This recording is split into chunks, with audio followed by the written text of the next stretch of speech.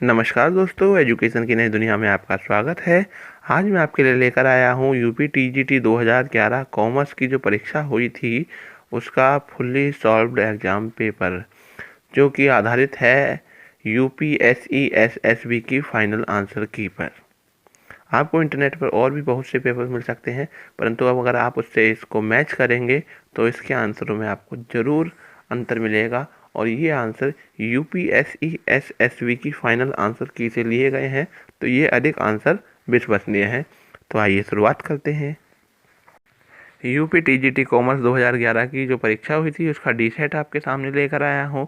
जो अंग्रेजी मीडियम वाले हैं वो साइड में अंग्रेजी में लिखे हुए सवालों को पढ़ते रहें, और मैं हिंदी में बता रहा हूँ। यदि कोई कठिन शब्द होगा तो उसको अंग्रेजी में बताने का प्रयास करूँगा। तो जो पहला प्रश्न था इस परीक्षा में, तो वह था कि उच्च स्तरीय प्रबंध में सम्मिलित है ए संचालक मंडल, बी अध्यक्ष एवं संचालक मंडल, सी प्रबंध संचालक और डी उपरोक्त सभी। इस प्रश्न का सभी जवाब है डी उपरोक्त सभी। हमारा अगला प्रश्न था प्रबंध को पेशा माना जाता है क्योंकि यह एक विज्ञान है, बी यह एक कला है, सी यह एक उद्देश्यपरक है और डी यह शिक्षण एवं प्रशिक्षण से प्राप्त होता है। इस प्रश्न का सही जवाब है डी यह शिक्षण एवं प्रशिक्षण से प्राप्त होता है। क्योंकि जैसे मान लीजिए किसी को डॉक्टर बनना है तो उसको एमबीबीएस बीडीएस करना होगा, और यदि किसी को हमारा मैनेजर बनना है तो उसको एमबीए आदि जो हमारे प्रोफेशनल कोर्स होते हैं उसको वह करने होंगे। तो यह एक शिक्षण एवं प्रशिक्षण से प्राप्त होता है। इस सवाल का सही जवाब है डी। हमारा अगला प्रश्न था प्रश्न नंबर 3, प्रबंध है ए केवल विज्ञान, बी केवल कला, सी केवल व्यवहार, डी विज्ञान एवं कला दोनों। तो प्रबंध विज्ञान एवं कला दोनों है, इसलिए हमारे तीसरे प्रश्न का उत्तर डी होना चाहिए। अब हमारा चौथा प्रश्न है व्यवसाय के विभिन्न अंगों में प्रभावपूर्ण सामंजस्य स्थापित कराने की विशिष्ट प्रक्रिया का नाम है ए प्रबंध, बी व्यवसाय प्रबंध, सी संगठन, डी इनमें से कोई नहीं। तो जो व्यवसाय प्रबंध होता है वो व्यवसाय की जो विभिन्न क्रियाएं होती हैं उनमें प्रभावपूर्ण सहयोग स्थापित करता है। तो इस सवाल का सही जवाब जो है वो बी है। हमारा अगला सवाल था कि प्रबंध की विशेषता है ए प्रबंध एक प्रक्रिया है, बी प्रबंध एक सामाजिक प्रक्रिया है, सी प्रबंध एक सामूहिक प्रक्रिया है और डी उपरोक्त सभी। तो हमारा जो पांचवा प्रश्न है उसका उत्तर है डी उपरोक्त सभी। हमारा जो छठा प्रश्न है कि कर्मचारियों के कार्यों का निरीक्षण एवं निर्देशन का कार्य किया जाता है। तो ये जो कार्य किया जाता है इसके लिए ऑप्शन है ए मध्य स्तरीय प्रबंध, बी निम्न स्तरीय प्रबंध, सी उच्च स्तरीय प्रबंध, डी इनमें से कोई नहीं। और इस प्रश्न का सही जवाब है बी निम्न स्तरीय प्रबंध।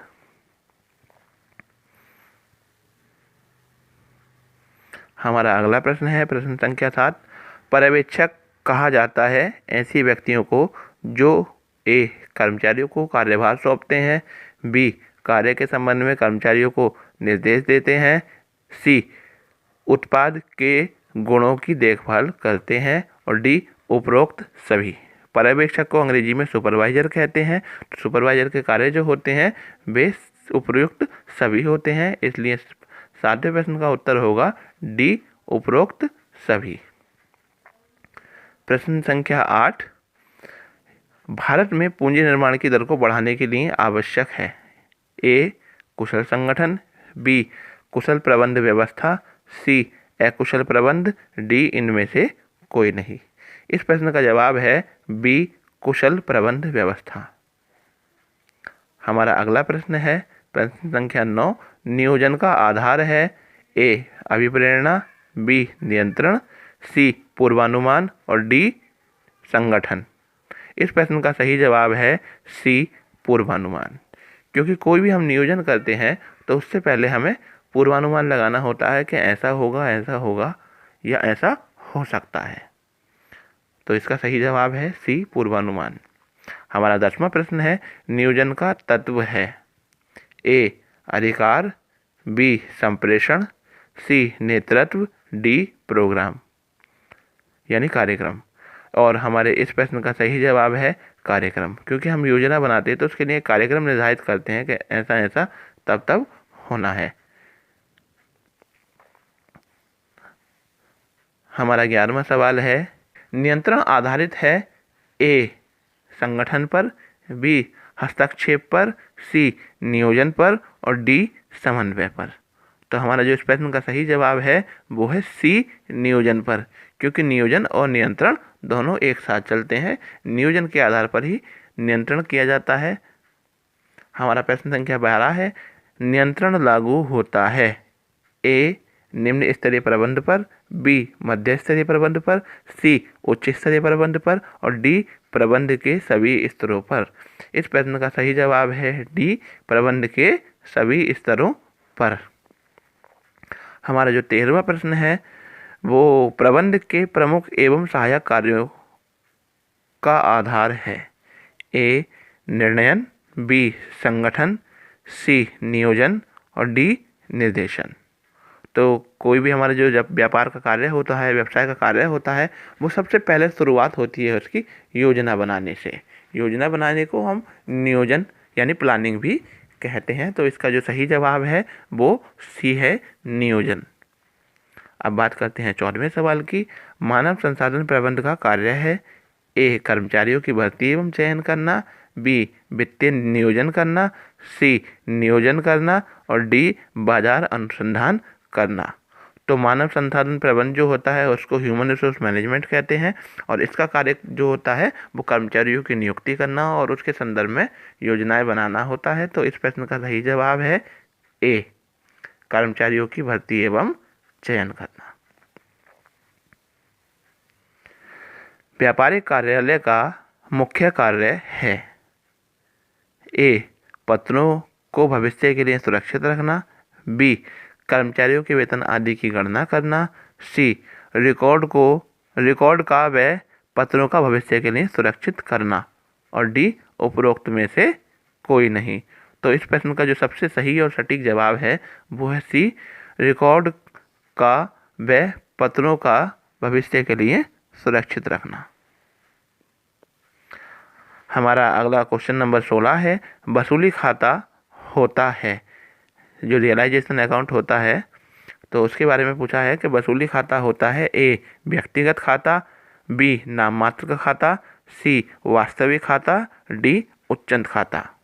तो यूपीएससी एसएसबी की जो पहली आंसर की आई थी उसमें इन्होंने सस्पेंस अकाउंट को सही बताया था, पर जो वास्तव में होता है वो नाम मात्र का खाता हमारा होता है। तो इसका जो सही जवाब है जो बाद में आंसर की आई है संशोधित होकर उसके अनुसार भी बी आंसर है, वसूली खाता नाम मात्र का खाता होता है। और नाम मात्र के खाते की पहचान हम ऐसे करते हैं कि जिस खाते का शेष हमारा P&L अकाउंट में ट्रांसफ़र किया जाता है वो खाता हमारा नाम मात्र का खाता कहलाता है। हमारा 17वां सवाल था कि लेनदारों को भुगतान का परिणाम होता है ए कुल संपत्तियों में वृद्धि, बी कुल संपत्तियों में कमी, सी कुल दायित्वों में वृद्धि और डी कुल दायित्वों तथा कुल संपत्तियों में कमी। तो इस प्रश्न का जो सही जवाब है वो है डी कुल संपत्तियों तथा कुल दायित्वों में कमी। क्योंकि जब हम किसी लेनदार को भुगतान करते हैं तो एक ओर हमारे जो दायित्व हैं वो कम हो जाते हैं और दूसरी ओर हम जहाँ से पेमेंट करते हैं यदि उसको नगद पेमेंट करते हैं तो कैश कम हो जाता है, तो हमारी कुल संपत्तियाँ भी कम हो जाती हैं। हमारा 18वां सवाल है कि विदेशी बैंक ड्राफ्ट का प्रयोग होता है ए देशी व्यापार में, बी स्थानीय व्यापार में, सी विदेशी व्यापार में और डी उपयुक्त सभी में। और इस प्रश्न का जो सही जवाब है वो सी विदेशी व्यापार में।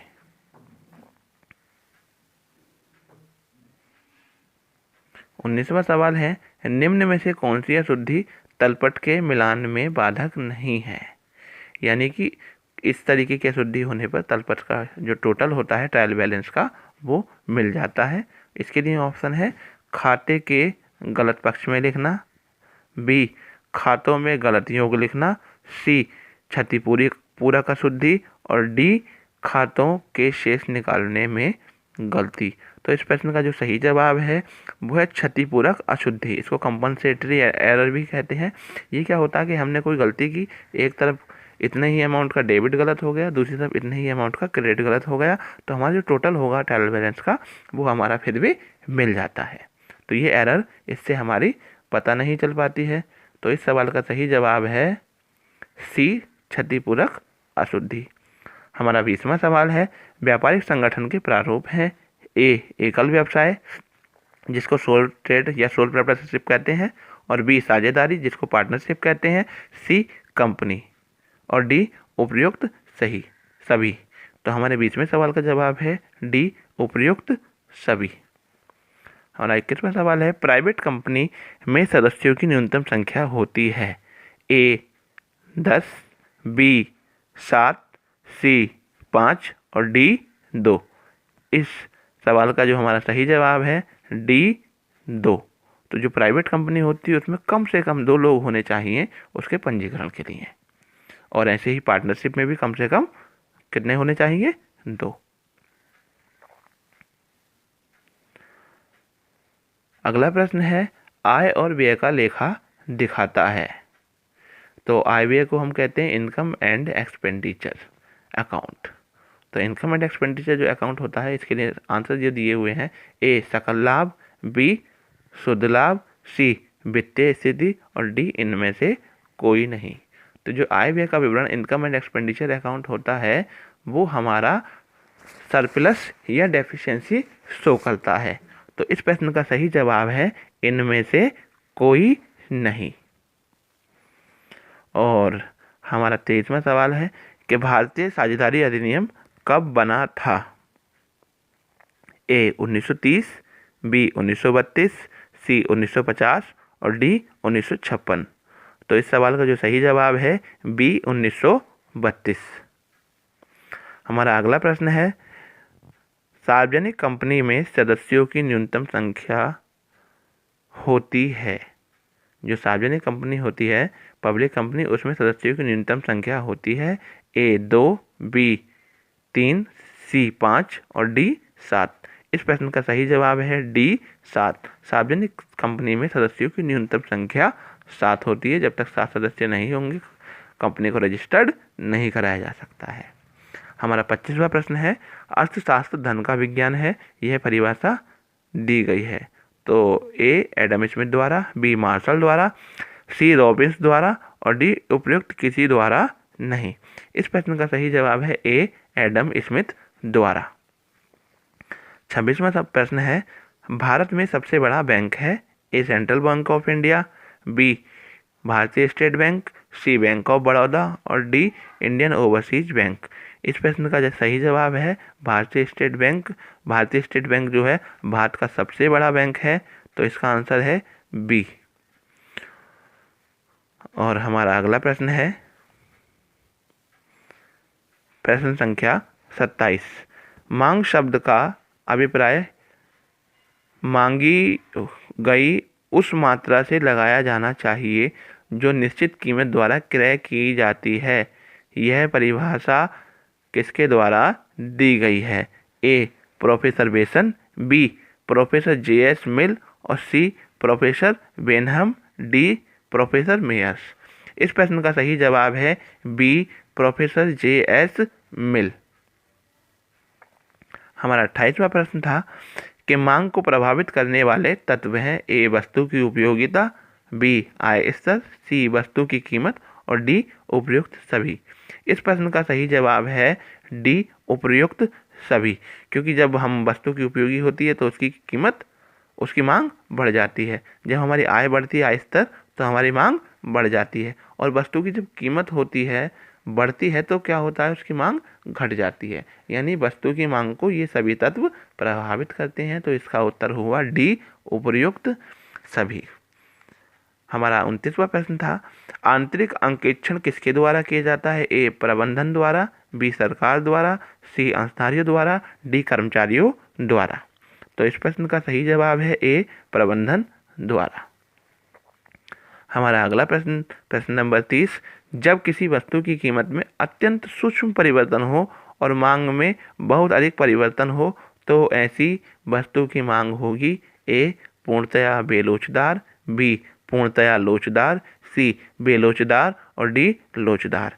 इस प्रश्न का सही जवाब है बी पूर्णतया लोचदार। अंग्रेजी में इसको कहेंगे परफेक्ट इलास्टिक, यानी कि थोड़ा सा ही परिवर्तन हुआ और बहुत अंतर हो गया। तो हमारा सही जवाब है बी पूर्णतया लोचदार। हमारा 31वां प्रश्न था उत्पत्ति के नियम के प्रकार हैं ए उत्पत्ति वृद्धि नियम, बी उत्पत्ति समता नियम, सी उत्पत्ति ह्रास नियम और डी उपरोक्त सभी। तो इस प्रश्न का सही जवाब है डी उपरोक्त सभी। हमारा 32वां प्रश्न था निम्न में से ऐसा कौन सा कार्य है जिसे रिजर्व बैंक ऑफ इंडिया नहीं करता है ए नोटों के निर्गमन का कार्य, बी साख निर्माण, सी विदेशी विनिमय कोष संरक्षण और डी साख नियंत्रण। तो जो रिजर्व बैंक है ऑफ इंडिया है वो भारत का सेंट्रल बैंक है और जो सेंट्रल बैंक है वो साख निर्माण का कार्य नहीं करते हैं। बाकी इसमें जो कार्य दिए गए हैं वे सभी कार्य हमारे किसी देश का सेंट्रल बैंक और हमारे देश का रिजर्व बैंक करता है। तो इस प्रश्न का सही जवाब है बी साख निर्माण कार्य। और 32वां प्रश्न है विज्ञापन की विधियां है ए टेलीविजन द्वारा, बी रेडियो द्वारा, सी समाचार पत्रों द्वारा और डी उपयुक्त सभी द्वारा। इस प्रश्न का सही जवाब है डी उपयुक्त सभी द्वारा। गत वर्ष का अर्थ है, ये सवाल जो है इनकम टैक्स से लिया गया है। तो गत वर्ष ए वित्तीय वर्ष, बी कैलेंडर वर्ष, सी हिसाबी वर्ष और डी कर निर्धारण वर्ष से पूर्व का वित्तीय वर्ष। तो जो इस प्रश्न का सही जवाब है वो है कर निर्धारण वर्ष से पूर्व का वित्तीय वर्ष और कर निर्धारण वाले वर्ष को हम असेसमेंट ईयर कहते हैं। तो इसका सही जवाब है डी कर निर्धारण वर्ष से पूर्व का वित्तीय वर्ष। हमारा प्रश्न संख्या 35 पूर्ण प्रतियोगिता वह बाजार स्थिति है जिसमें बहुत सी फर्म एक समान वस्तुएं बेचती हैं और इनमें से किसी भी फर्म की यह स्थिति नहीं होती कि वह बाजार कीमत को प्रभावित कर सके। यह परिभाषा दी गई है ए श्रीमती रॉबिन्सन द्वारा, बी प्रोफेसर लेफ्टविच द्वारा, सी प्रोफेसर एडम स्मिथ द्वारा और डी प्रोफेसर मार्शल द्वारा। इस प्रश्न का सही जवाब है बी प्रोफेसर लेफ्टविच द्वारा।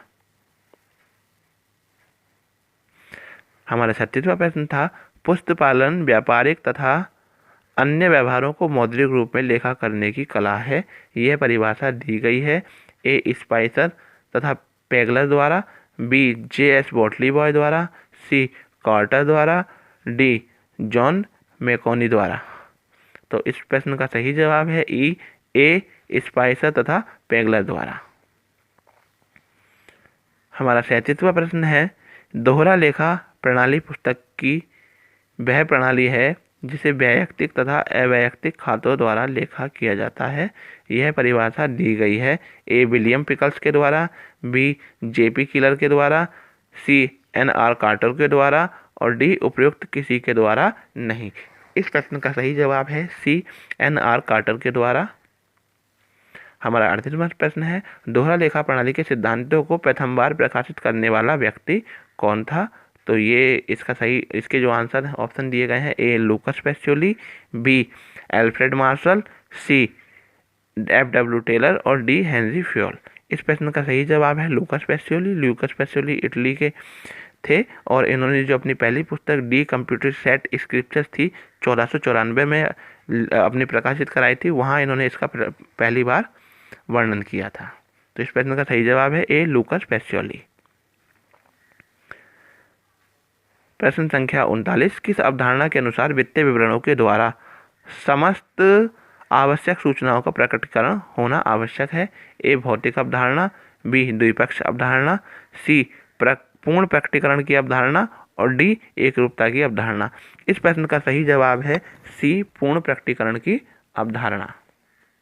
हमारा 40वां प्रश्न है रहतियों का मूल्यांकन किस मूल्य पर किया जाता है। ए लागत मूल्य पर, बी बाजार मूल्य पर, सी लागत तथा बाजार मूल्य दोनों में जो कम हो और डी लागत तथा बाजार मूल्य दोनों में जो अधिक हो।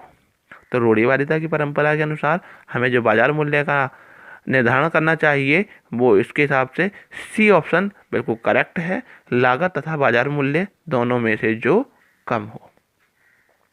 रोजनामचे में खाने बनाए जाते हैं। रोजनामचे यानी जर्नल। प्रश्न इसका जो आंसर है, ऑप्शन दिए हुए हैं ए 4, बी 5, सी 6 और डी 8। तो इस प्रश्न का जो सही जवाब है वो बी 8, बी 5। तो रोजनामचा जो होता है उसके 5 कॉलम होते हैं। स्क्रीन पर आप इसको देख सकते हैं। हमारा 42वां प्रश्न है, मशीन खरीदी। इसके जनरल लेखे में मशीन खाता ए डेबिट होगा, बी क्रेडिट होगा, सी डेबिट व क्रेडिट दोनों होगा और डी उपरोक्त में से कोई नहीं।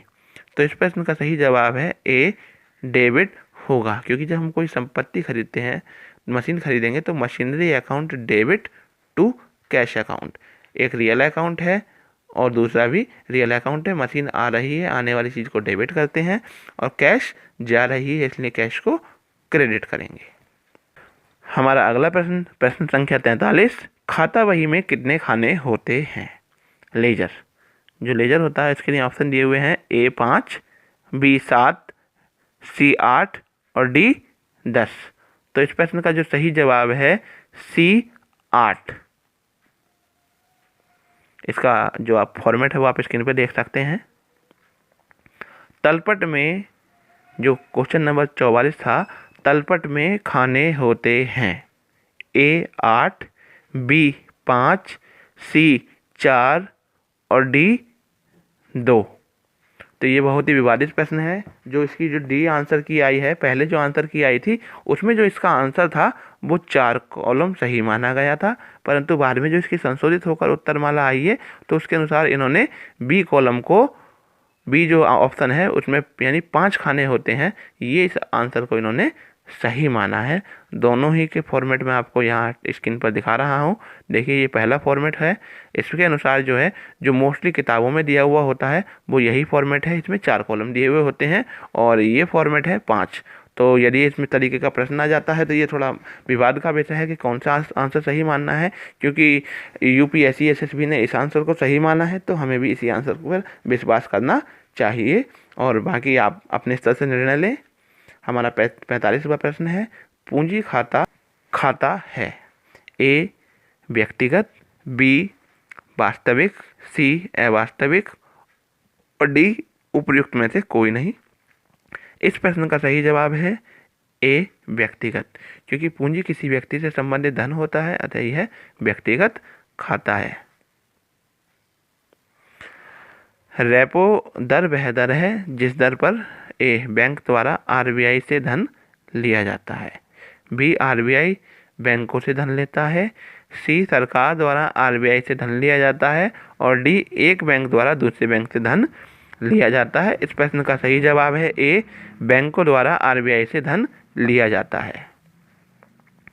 हमारा प्रश्न संख्या 46, तलपट बनाने के लिए प्राय विधि का प्रयोग किया जाता है ए योग विधि, बी शेष विधि, सी योग एवं शेष विधि और डी उपयुक्त में से कोई नहीं। तो जो तलपट बनाने के लिए की जो सबसे अच्छी विधि मानी जाती है वो शेष विधि मानी जाती है। तो इस प्रश्न का जो सही जवाब है वो है बी शेष। क्वेश्चन नंबर 48, किस बैंक का पुराना नाम इंपीरियल बैंक ऑफ इंडिया था A Union Bank of India, B State Bank of India, C Punjab National Bank और D Central Bank of India. तो जो इस प्रश्न का सही जवाब है वो है B State Bank of India. ये 3 बैंकों को मिलाकर बना था तो इसका पुराना नाम रखा गया, जो 3 बैंकों को मिलाया गया, इंपीरियल बैंक ऑफ इंडिया, और इसके राष्ट्रीयकरण के पश्चात इसका नाम स्टेट बैंक ऑफ इंडिया रख दिया गया है, जो भारत का सबसे बड़ा व्यापारिक बैंक है।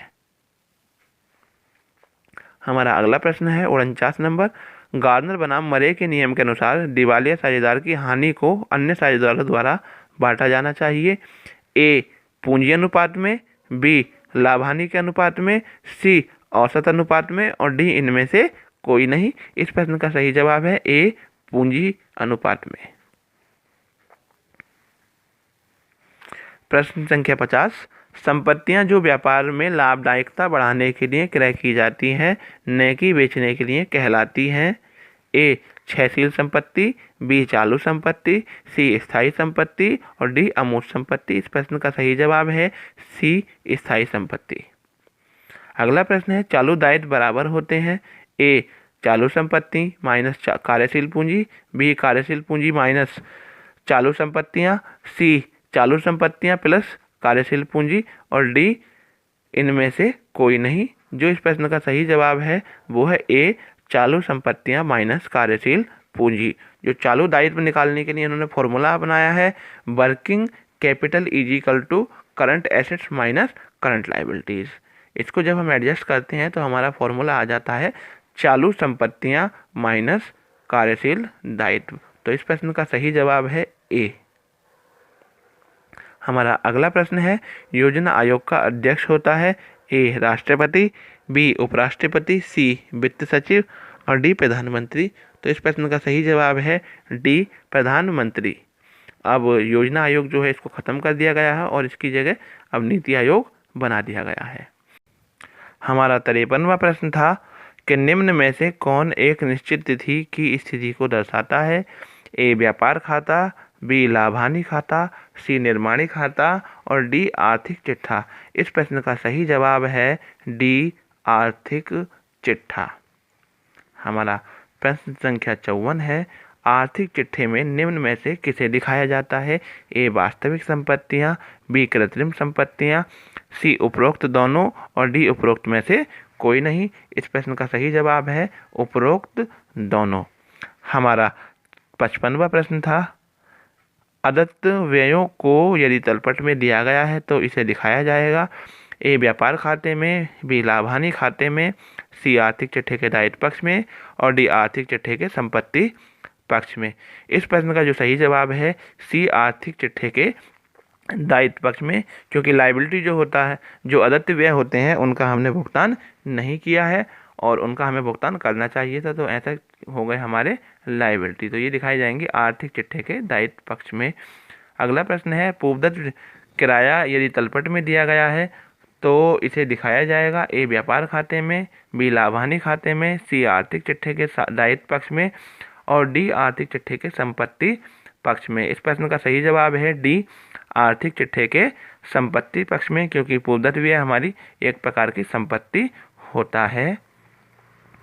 हमारा अगला प्रश्न था यदि अंतिम रहतिया समायोजना में दिया गया है तो इसे दिखाया जाएगा। ए व्यापार खाते में, बी आर्थिक चिट्ठे के संपत्ति पक्ष में, सी उपरोक्त दोनों में और डी उपरोक्त में से कोई नहीं। इस प्रश्न का सही जवाब है सी उपरोक्त दोनों में, क्योंकि जब कोई समायोजना होती है तो उसकी एंट्री दो जगह की जाती है, इसमें ए व्यापार खाते में और बी आर्थिक चिट्ठे के संपत्ति पक्ष में। इस प्रश्न का सही जवाब होगा सी उपरोक्त दोनों में। हमारा प्रश्न संख्या 58 था साझेदारी में कम से कम सदस्य होना आवश्यक है। ए 3, बी 2, सी 10 और डी 20। इस प्रश्न का सही जवाब है बी 2।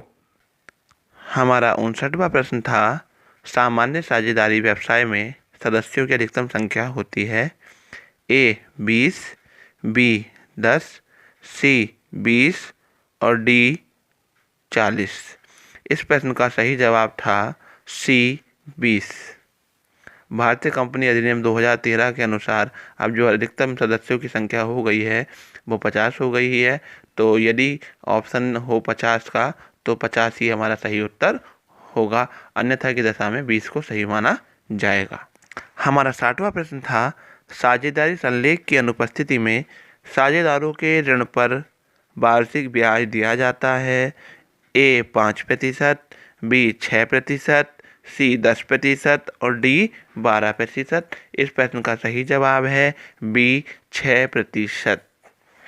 हमारा 61वां प्रश्न था अधिकार अंशों का आशय उन अंशों से है जिन्हें ए कंपनी के विद्यमान अंशधारियों को जारी किया जाता है, बी कंपनी के संचालकों को निर्गमित किया जाता है, सी कंपनी के विक्रेताओं को निर्गमित किया जाता है, डी कंपनी के प्रवर्तकों को निर्गमित किया जाता है। इस प्रश्न का सही जवाब था ए कंपनी के विद्यमान अंशधारियों को निर्गमित किया जाता है।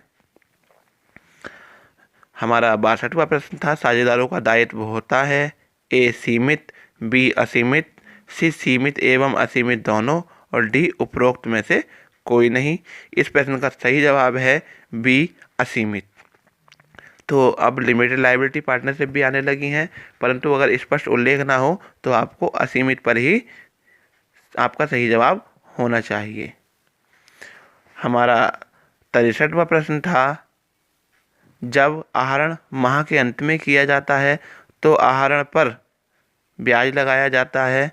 ए 5 माह का, बी 6 माह का, सी 5.5 माह का और डी 6.5 माह का। तो जो यूपीएससी एसएसबी की पहली आंसर की आई थी उन्होंने उसमें 5 माह को सही माना था, परंतु जब वास्तव में ऑब्जेक्शन हुआ है तो जो सही उत्तर आया है वो 5.5 माह निकल कर आया है। तो इसका सही उत्तर है 5.5 माह का। तो इस संदर्भ में नियम ये है कि यदि जो आहरण प्रत्येक माह के प्रारंभ में किया जाता है प्रारंभिक तिथि को तो 6.5 माह का ब्याज लगता है, मध्य में किया जाता है तो 6 माह का लगता है और जब माह के अंत में किया जाता है तो 5.5 माह का ब्याज लगता है। हमारा 64वां प्रश्न था, संपत्तियों तथा दायित्वों का पूंजी के निर्धारण में के लिए किया जाता है।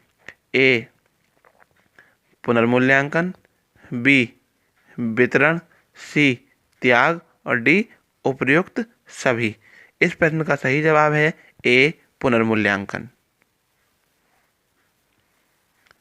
हमारा 65वां प्रश्न था, फर्म के लाभों का हिस्सा प्राप्त करने के लिए नए साझेदार को राशि देनी पड़ती है। ए एकीकरण, बी ख्याति, सी त्याग और डी उपर्युक्त सभी। तो इस प्रश्न का सही जवाब है बी ख्याति। हमारा 66वां प्रश्न था, दोहरा लेखा प्रणाली का प्रारंभ हुआ था। तो हमने पहले ही बताया था आपको कि दोहरा लेखा प्रणाली का प्रारंभ कहाँ हुआ था। इसके ऑप्शन दिए हुए हैं, ए इंडिया में, बी इटली में, सी इंग्लैंड में और डी इनमें से कोई नहीं में। तो इस प्रश्न का सही जवाब है बी इटली में। दोहरा लेखा प्रणाली इटली में प्रारंभ हुई थी और इसको प्रारंभ करने का श्रेय जाता है इटली के ही लूकस पेसियोली को। हमारा 67वां प्रश्न था, जब 2 या 2 से अधिक फर्मों का मिश्रण होता है तो इसे कहा जाता है। ए एकीकरण, बी संविलियन, सी पुनर्निर्माण और डी इनमें से कोई नहीं। तो इस प्रश्न का सही जवाब है ए एकीकरण यानी कि अमलगमेशन। प्रश्न संख्या 68, गौतम तथा महावीर एक फर्म में 5:3 के अनुपात में साझेदार थे। उन्होंने नवीन को 1/5 भाग के लिए साझेदार बनाया। साझेदारों का नया लाभ हानि विभाजन अनुपात होगा। ए 5:3:1, बी 5:3:2, सी 5:3:3 और डी उपर्युक्त में से कोई नहीं। इस प्रश्न का जो सही जवाब है वो है बी 5:3:2। आइए इसको हम आपको सॉल्व करके दिखाते हैं। जैसा कि प्रश्न में दिया हुआ है कि नवीन को 1/5 भाग के लिए साझेदार बनाया जाएगा, तो 1/5 भाग देने के बाद फर्म का शेष भाग रह जाएगा 4/5। तो गौतम का नया भाग क्या होगा? गौतम का पुराना भाग था 5/8, इसकी गुणा कर देते हैं हम 4/5 से, तो गौतम का नया भाग हो जाएगा 4 पंजे 20 और 8 पंजे 40 यानी 20/40। और जो महावीर है, महावीर का पुराना भाग 3/8 था, तो उसकी जब हम 4/5 से गुणा कर देते हैं तो वो हो जाता है 4 तिया 12 और 8 पंजे 40। और नवीन का भाग 1/5 है, उसको भी हम नीचे 40 बनाना है तो 8 से ऊपर गुणा कर देंगे, 8 से नीचे गुणा कर देंगे, तो हमारा नवीन का भाग आएगा 8/40। तो इस प्रकार इन तीनों का नया अनुपात हुआ 20:12:8। इसको जब हम छोटा करते हैं तो हमारा अनुपात निकल कर आता है 5:3:2। हमारा 69वां प्रश्न था, लाभ जोखिम का पुरस्कार है। यह कथन है ए हेनरी फोर्ड का, बी प्रोफेसर टॉमस का, सी प्रोफेसर टेरी का और डी प्रोफेसर डिक्सी का। तो ये जो प्रश्न है, इस प्रश्न का जो पहले इन्होंने उत्तर दिया था यूपीएसएसबी ने, तो इन्होंने टॉमस को सही आंसर माना था, परंतु बाद में जब इनकी संशोधित उत्तरमाला आई है तो उन्होंने इनमें से किसी भी प्रश्न को सही नहीं माना है, क्यों सही नहीं माना है? क्योंकि वास्तव में यह कथन जो है वो हौले का है। तो इसलिए इनमें से कोई भी सही आंसर नहीं है और आपको ध्यान रखना है कि जोखिम का पुरस्कार है, यह कथन हौले का है। हमारा 70वां प्रश्न था ए व्यय तथा स का लाभ हानि अनुपात 5:3:2 है।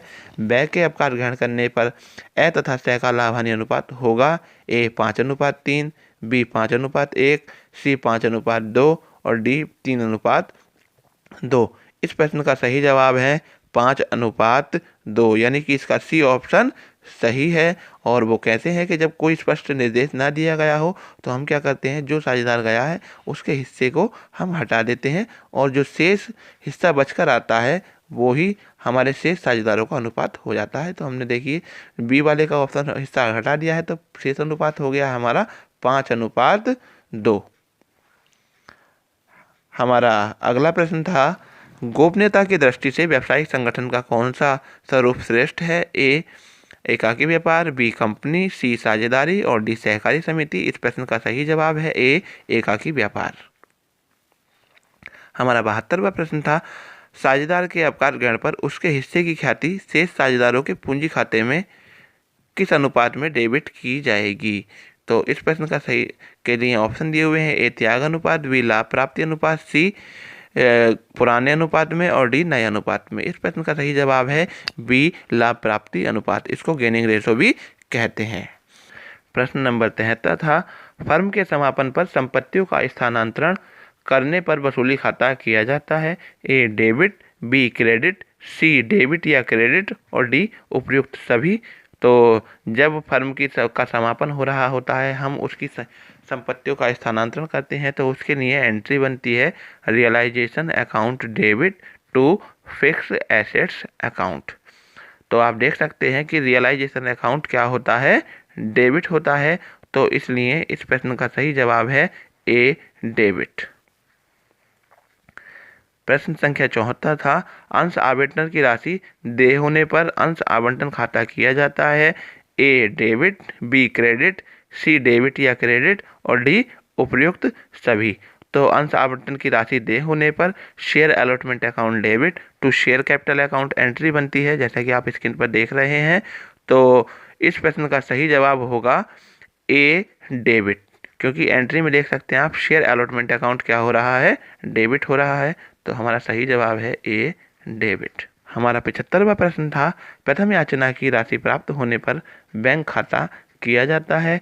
ए डेबिट, बी क्रेडिट, सी डेबिट या क्रेडिट और डी उपरोक्त सभी।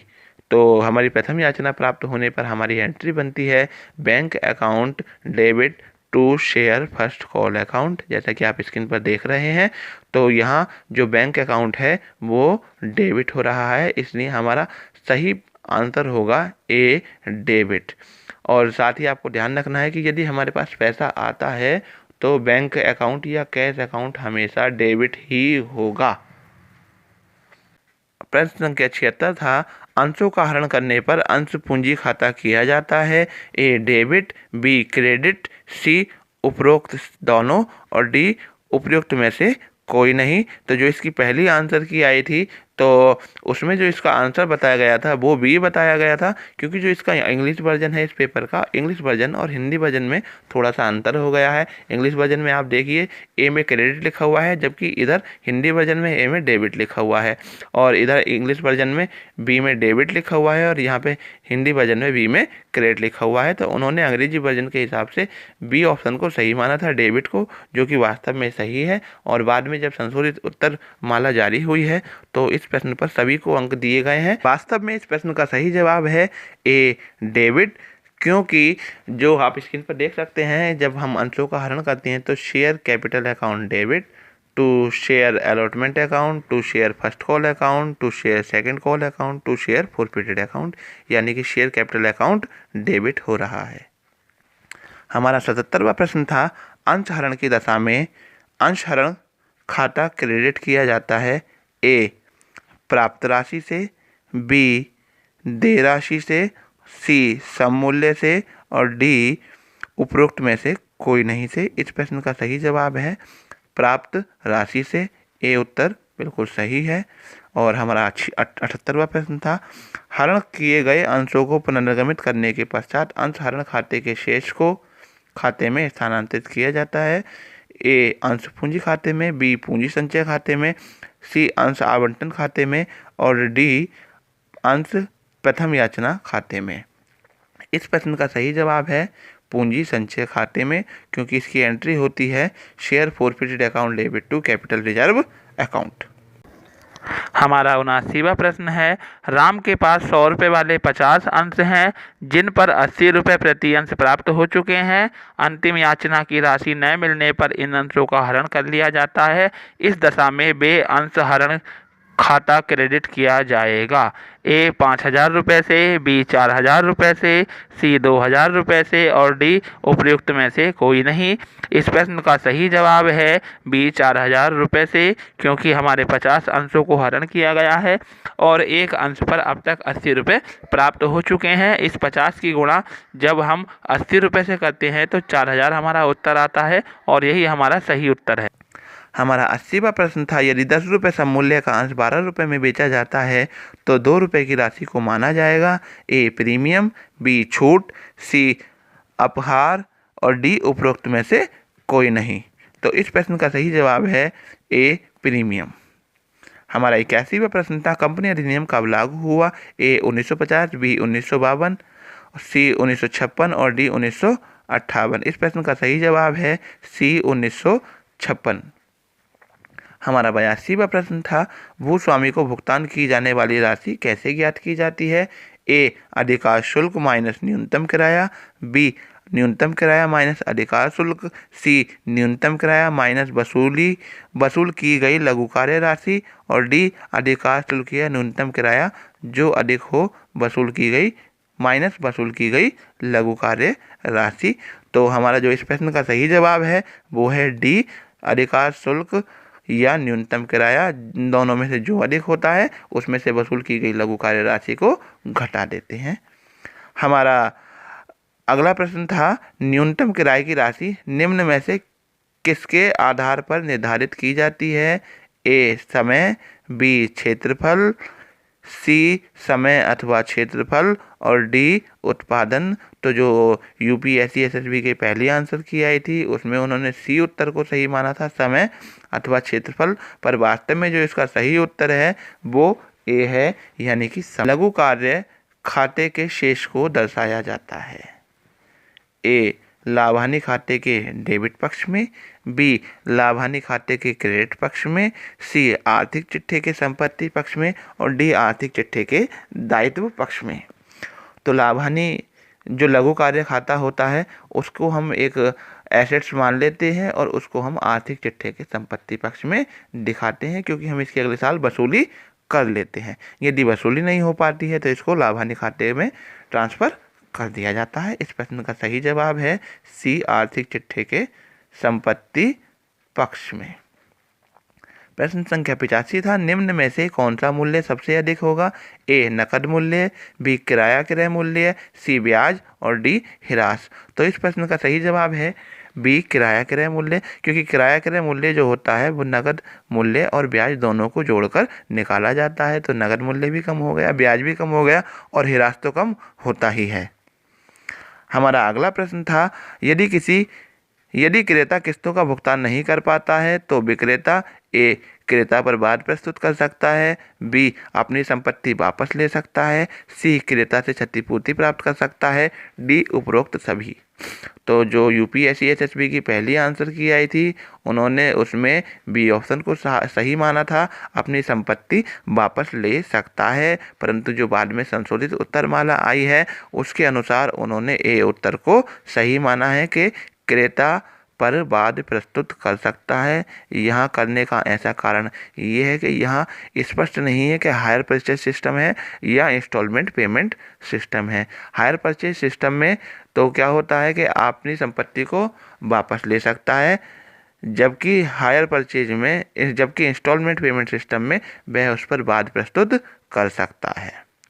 हमारा 87वां प्रश्न था, किराया क्रय पद्धति में क्रेता को स्वामित्व कब प्राप्त होता है? ए अनुबंध पर हस्ताक्षर करते ही, बी प्रथम किस्त भुगतान करने पर, सी अंतिम किस्त भुगतान करने पर और डी जब विक्रेता चाहता है। तो इस प्रश्न का सही जवाब है सी अंतिम किस्त का भुगतान करने पर। और अंतिम किस्त का भुगतान करने से पहले जो किस्तें दी जाती हैं उनको उस संपत्ति का किराया माना जाता है। हमारा 88वां प्रश्न था, कंपनी के पास सीमा नियम में कौन सी पूंजी का उल्लेख किया जाता है? ए निर्गमित पूंजी, बी याचित पूंजी, सी अधिकृत पूंजी और डी प्रदत्त पूंजी। तो पास सीमा नियम को मेमोरेंडम ऑफ एसोसिएशन कहते हैं और मेमोरेंडम ऑफ एसोसिएशन कंपनी की स्थापना करते समय पंजीकरण के समय डॉक्यूमेंट में लगाया जाता है और वहां इसकी अधिकृत पूंजी लिखी जाती है। तो इस प्रश्न का सही जवाब है सी अधिकृत पूंजी। हमारा 89वां प्रश्न था, भारत में 1 रुपये का नोट किसके द्वारा जारी किया जाता है? ए भारतीय reserve bank, B Bharatiya State Bank of India, सी भारत सरकार का वित्त मंत्रालय और डी इनमें से कोई नहीं। इस प्रश्न का सही जवाब है सी भारत सरकार का वित्त मंत्रालय। हमारा 90वां प्रश्न था, मुद्रास्फीति का सबसे बड़ा प्रभाव पड़ता है? ए धनी वर्ग पर, बी निर्धन वर्ग पर, सी विनियोजकों पर और डी डॉक्टर्स पर। इस प्रश्न का सही जवाब था बी निर्धन वर्ग पर। हमारा प्रश्न संख्या 91 था, नाबार्ड की स्थापना कब हुई थी? ए जुलाई 1980, बी 1 मार्च 1982, सी 12 जुलाई 1982 और डी 14 जुलाई 1983। इस प्रश्न का सही जवाब है सी 12 जुलाई 1982। हमारा 92वां प्रश्न था, भारतीय रिजर्व बैंक ऑफ इंडिया का प्रधान कार्यालय स्थित है? ए दिल्ली में, बी मुंबई में, सी कोलकाता में और डी चेन्नई में। तो भारतीय रिजर्व बैंक का प्रधान कार्यालय मुंबई में स्थित है, इसलिए इस प्रश्न का सही जवाब है बी। हमारा 93वां प्रश्न था, क्रेता की पुस्तकों में संपत्ति की मूल कीमत में से संपत्ति खाता डेबिट किया जाता है और कुल ब्याज की धनराशि से खाता डेबिट किया जाता है। ए ब्याज खाता, बी ब्याज संदेह खाता, सी विक्रेता खाता और डी उपयुक्त सभी। तो आप स्क्रीन पर देखिए, इसके लिए एंट्री होती है assets account debit, interest suspense account debit to seller account. तो इस प्रश्न का सही जवाब है बी ब्याज संदेह खाता। हमारा 94वां प्रश्न था, सांख्यिकी से अभिप्राय है? ए केवल समंक, बी केवल सांख्यिकीय विधियां, सी उपरोक्त दोनों और डी इनमें से कोई नहीं। इस प्रश्न का सही जवाब है सी उपरोक्त दोनों। हमारा 95वां प्रश्न था, सांख्यिकी में से निम्नलिखित में से किसका अध्ययन किया जाता है? ए संख्यात्मक तथ्य, बी गुणात्मक तथ्य, सी उपरोक्त दोनों और डी इनमें से कोई नहीं। इस प्रश्न का सही जवाब है ए संख्यात्मक तथ्य। हमारा 96वां प्रश्न था, सांख्यिकी शब्द को किस रूप में प्रयोग किया जाता है? ए केवल एक वचन, बी केवल एक वचन, सी उपरोक्त दोनों और डी इनमें से कोई नहीं। तो जो सांख्यिकी शब्द है उसका प्रयोग एक वचन और बहुवचन दोनों के लिए किया जाता है, इसलिए हमारा सी उत्तर सही है, उपरोक्त दोनों। हमारा 97वां प्रश्न था, सांख्यिकी को उचित रूप से माध्यों का विज्ञान कहा जा सकता है? यह परिभाषा दी गई है ए बाउले द्वारा, बी बॉलिंगटन ने, सी पी.एस. कामरेल ने और डी इनमें से कोई नहीं। तो इस प्रश्न का सही जवाब है बाउले ने, ए ऑप्शन सही है। हमारा 98वां प्रश्न था, एक अनुसंधान के लिए मौलिक रूप से संकलित समंक कहलाते हैं? ए प्राथमिक समंक, बी द्वितीयक समंक, सी मौलिक समंक और डी इनमें से कोई नहीं। तो जो पहली बार हमारे समंक कलेक्ट किए जाते हैं वो मौलिक समंक कहलाते हैं और उनको प्राथमिक समंक यानी प्राइमरी डाटा कहते हैं, इसलिए हमारा ए उत्तर यहाँ पर सही है। हमारा 99वां प्रश्न था, इकोनॉमिक्स टाइम्स द्वारा प्रदत्त समंक हैं? ए प्राथमिक, बी द्वितीयक, सी उपरोक्त दोनों और डी इनमें से कोई नहीं। इस प्रश्न का सही जवाब है बी द्वितीयक। प्रश्न संख्या 100, प्राथमिक समंक द्वितीय समंकों की तुलना में ए कम विश्वसनीय होते हैं, बी अधिक विश्वसनीय होते हैं, सी समान रूप से विश्वसनीय होते हैं, डी इनमें से कोई नहीं। इस प्रश्न का जवाब है बी अधिक विश्वसनीय होते हैं, क्योंकि हम खुद इनको कलेक्ट करते हैं, हमें पता होता है कि हाँ ये कैसे हैं। अब हम दूसरे की बात पर इतना विश्वास नहीं कर सकते कि उसने ये जो रिसर्च किया है वो ठीक किया भी है या नहीं किया है। तो हमारा अगला प्रश्न था 101। एक सांख्यिकीय सारणी में पंक्ति के शीर्षक को कहा जाता है ए अनुशीर्षक, बी उपशीर्षक, सी शीर्षक और डी इनमें से कोई नहीं। इस प्रश्न का सही जवाब है ए अनुशीर्षक। हमारा 102वां प्रश्न था एक अपवर्जित श्रेणी में दोनों वर्ग सीमाओं पर विचार किया जाता है। बी निचली सीमा को निकाल दिया जाता है, सी दोनों सीमाओं को निकाल दिया जाता है, डी ऊपरी सीमा को निकाल दिया जाता है। तो इस प्रश्न का सही जवाब है डी ऊपरी सीमा को निकाल दिया जाता है। आप इस टेबल में देख सकते हैं कि जैसे कोई संख्या आ गई है, हमारा वर्ग है 0 से 10, 10 से 20, 20 से 30, 30 से 40। अब मान लीजिए कोई संख्या 20 पर आ जाती है, 10 से 20 वाले समूह में 20 पर, तो इसको 10 से 20 वाले समूह में नहीं लिखेंगे क्योंकि 20 संख्या है, इसको अगले वाले समूह 20 से 30 में लिखेंगे। तो यहाँ जो हमारा सही उत्तर होता है ऊपरी सीमा को निकाल दिया जाता है। हमारा 103वां प्रश्न था जब वर्ग की निचली और ऊपरी दोनों सीमाओं पर विचार करते हैं तो ऐसे वर्ग कहलाते हैं ए अब उपवर्जी, बी समावर्जी, सी खुले सिरे वाले और डी संचयी। इस प्रश्न का सही जवाब है समावर्जी या समावेशी, जिसको अंग्रेजी में इंक्लूसिव कहते हैं। यहाँ हमारी वर्ग की ऊपरी और निचली दोनों सीमाओं पर विचार किया जाता है। हमारा 104वां प्रश्न था संबंधित तथ्यों को वर्गों में क्रमबद्ध करना कहलाता है ए चित्र, बी रेखा चित्र, सी वर्गीकरण और डी सारणीयन। इस प्रश्न का सही जवाब है सी वर्गीकरण। हमारा 105वां प्रश्न था केंद्रीय प्रवृत्ति की एक माप है ए बहुलक, बी अपकिरण की माप, सी विषमता की माप, डी माध्य विचलन। और केंद्रीय प्रवृत्ति की 3 प्रमुख मापें होती हैं माध्य, माध्यिका और बहुलक। तो इस प्रश्न का सही जवाब है ए बहुलक। प्रश्न संख्या 106 रेडीमेड वस्त्रों के औसत आकार की जानकारी के लिए केंद्रीय प्रवृत्ति की कौन सी माप उपयुक्त रहेगी। तो इसके लिए हमारा ऑप्शन दिए हुए हैं ए समांतर माध्य, बी माध्यिका, सी भूयिष्ठक और डी गुणोत्तर माध्य। इसका जो सही जवाब है भूयिष्ठक यानी कि मोड। तो मोड जो शब्द है उसका अर्थ ही यह है ला मोड, ये एक फ्रेंच भाषा का शब्द है। मोड का अर्थ है फैशन या रिवाज। तो वस्त्रों का क्या होगा औसत, यानी कि जो वस्त्र आजकल प्रचलन में चल रहे हैं उनके बारे में पूछा गया है। तो हमारा आंसर बिल्कुल सी सही होगा। अगला प्रश्न है एक श्रेणी में कितने चतुर्थांकों की गणना की जा सकती है। ए 2, बी 3, सी 4 और डी इनमें से कोई नहीं। तो एक श्रेणी जो होती है उसमें वो 3 स्थानों पर हमारी जो श्रेणी को बांटती है और 4 भाग करती है। तो हमारे इसके 3 मूल्य निकाले जा सकते हैं। जो यूपीएससी एसएसबी की पहली आंसर की आई थी उन्होंने उसमें ए ऑप्शन को सही माना था और बाद में इन्होंने अब बी ऑप्शन को सही माना है। तो इसका जो सही आंसर है वो बी है कि 3 मानों की इसमें गणना की जा सकती है। हमारा 108वां प्रश्न था यदि 15 संख्याओं का माध्य 15 पाया गया है, 2 संख्याएं 18 तथा 12 निकाल दी जाएं, तब से संख्याओं का माध्य होगा ए 10, बी 12, सी 15 और डी 25। तो इस प्रश्न का सही जवाब है सी 15। आइए इस प्रश्न को हम आपको कैलकुलेट करके दिखाते हैं।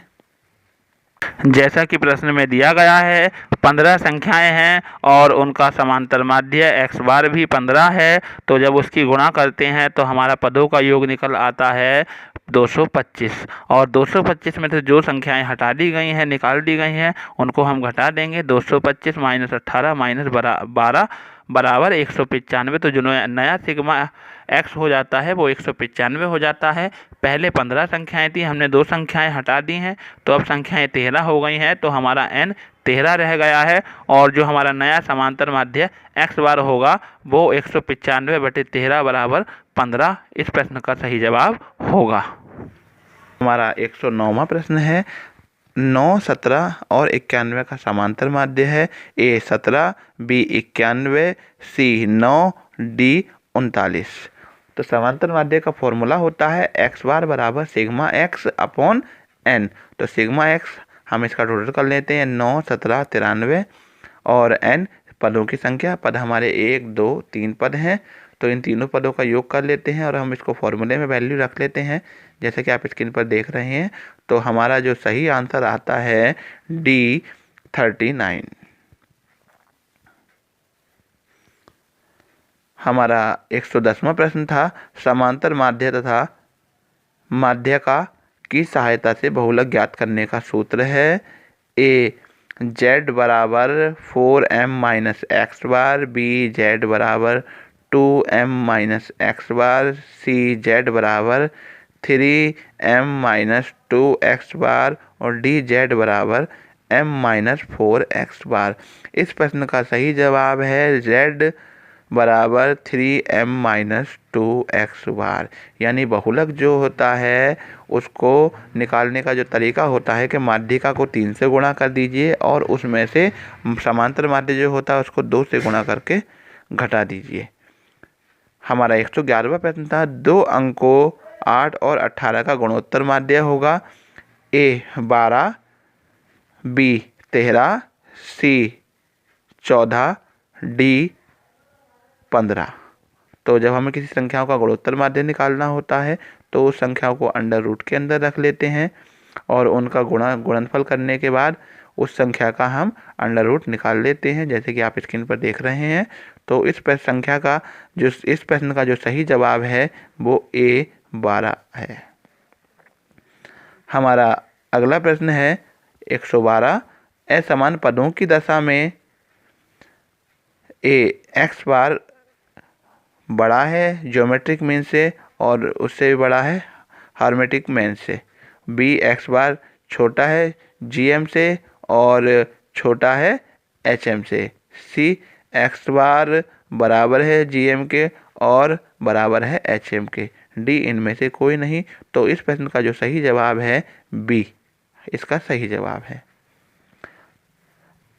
प्रश्न संख्या 111 था अपकिरण की आदर्श माप कही जाती है। ए माध्य विचलन, बी प्रमाप विचलन, सी चतुर्थांक विचलन और डी चल माध्य। तो इस प्रश्न का सही जवाब है बी प्रमाप विचलन, यानी कि स्टैंडर्ड डिविएशन को अपकिरण की आदर्श माप कहा जाता है। हमारा प्रश्न संख्या 14 था विस्तार गुणांक निम्नलिखित में से कोई एक है। A L minus S upon L plus S, B L plus S upon L minus S, C L plus S upon 2, D L minus S upon 2।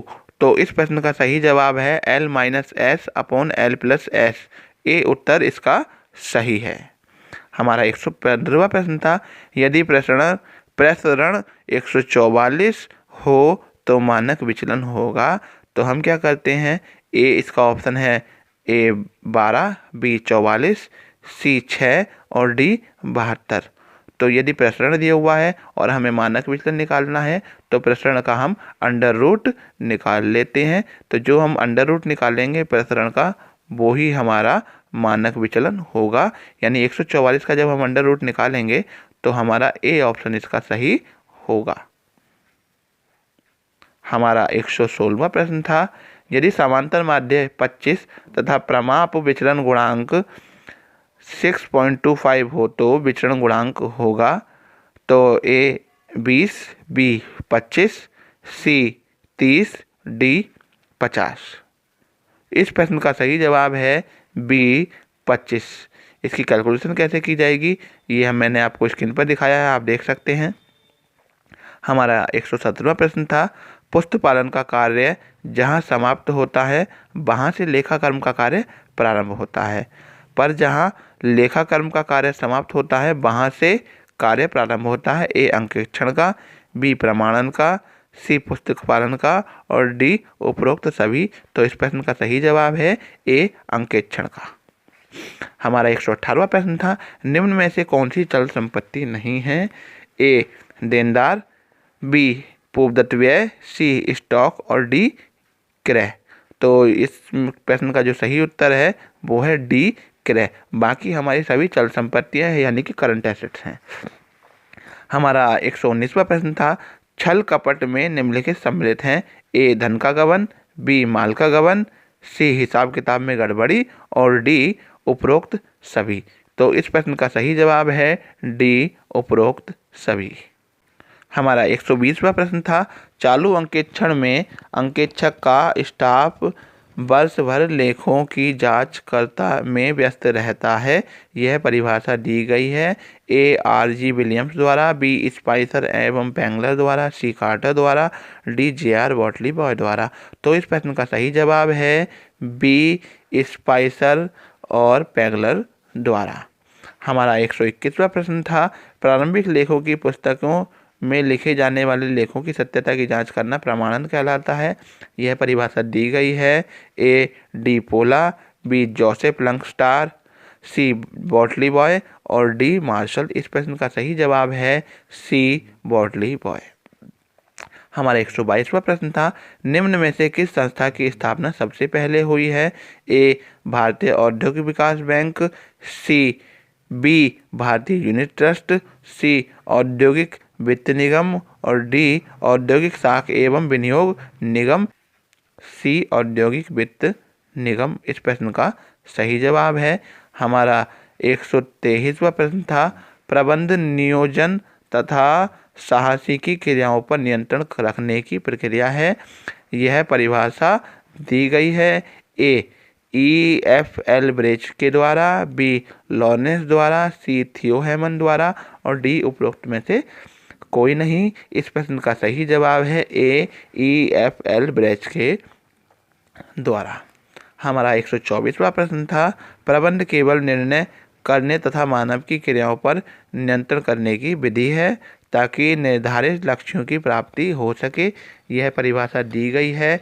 A, James L लुंडी द्वारा, बी, स्टेनले वेल्स द्वारा, सी, professor किम्बाल और किम्बाल द्वारा, D, Peter F Drucker द्वारा। तो इस प्रश्न का सही जवाब है बी, स्टेनले वेल्स द्वारा। हमारा 125वां प्रश्न था, प्रबंध में निम्नलिखित सम्मिलित है। ए, उत्पादन प्रबंधन, बी, वित्तीय प्रबंधन, सी, क्रय प्रबंधन और डी, उपरोक्त सभी। तो इस प्रश्न का सही जवाब है डी, उपरोक्त सभी। यदि आप टीजीटी की परीक्षा देने जा रहे हैं तो इस वीडियो को एक बार पुनः देखें और यह वीडियो आपके बहुत काम आएगी। हो सकता है इसमें से 4-5 क्वेश्चन आपके अगले प्रश्न पत्र में आ जाएं।